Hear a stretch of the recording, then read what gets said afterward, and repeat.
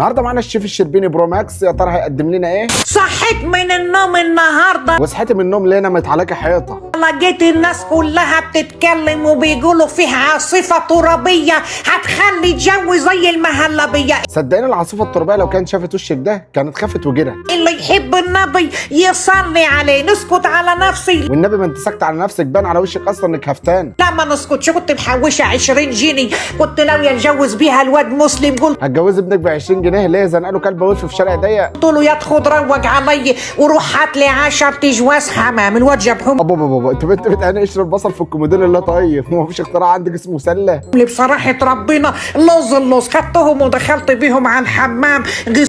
غسلتهم الغسلة التمام وطلعت بيهم بقى حطيتهم قدامي ورحت جايبة العدة بتاعتي وبدأت ان انا نعمل لقمة هنية كده نرم بيها بدني. انت ترم بدنك وتفقعلي بضناني. بدأت بقى نشجلط ونمجلط في اللقمة كده واني ولا فاكرة الحمام بيتعمل ازاي، ولا الطاسة دي محطوطة قدامي ليه، ولا المطبخ ده بتاع مين اصلا. ولا يهمك يا ام ابراهيم، عك وليس كله كويس، يعني انت معودان على كده يعني. بس قلت ببركة ربنا يا بنتي تشجعي كده واعملي طفحتك ولقمتك وخلي الدنيا حلوة.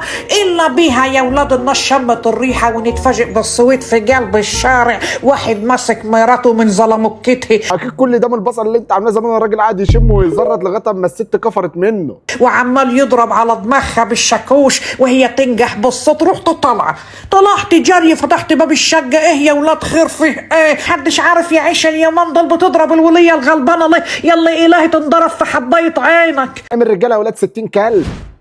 قال لي يا ام ابراهيم الحكايه والروايه وقعد يصرح بي. الا شويه يا اختي منبص حواليا ما لقيتش الوليه. اطريها زرقت فتحت باب الشقه بتاعي شمت ريحه الحمام بتاعي بقى. والله يا ام ابراهيم يا غاليه انا لغايه دلوقتي مش شايف شكل حمام، انا شايف شكل زلوبيه. وراحت داخله على جوا عشان تسرقه. بس على مين؟ انا كنت جايله للواد براهولي. اوقف يا براهوله زي العسكري احرس الحمام والحاجه بتاعت امك. بقى ده عسكري على الحلال الكلب الولفي يحرس اكتر منه. ما شاء الله وصلنا لمرحله الحمام اهو. خش بقى يا ام ابراهيم ورينا الحلاوه والجمال.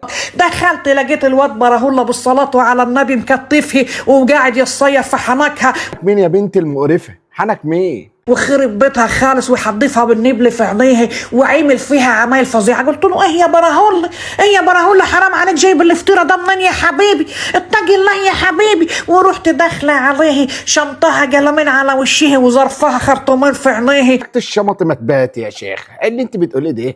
ماشي. ورحت ماسكاها جايبه المكنه بتاعت الحلاقه اللي بنحلق بيها للواد مسلم. اكيد ده اللي بتحلق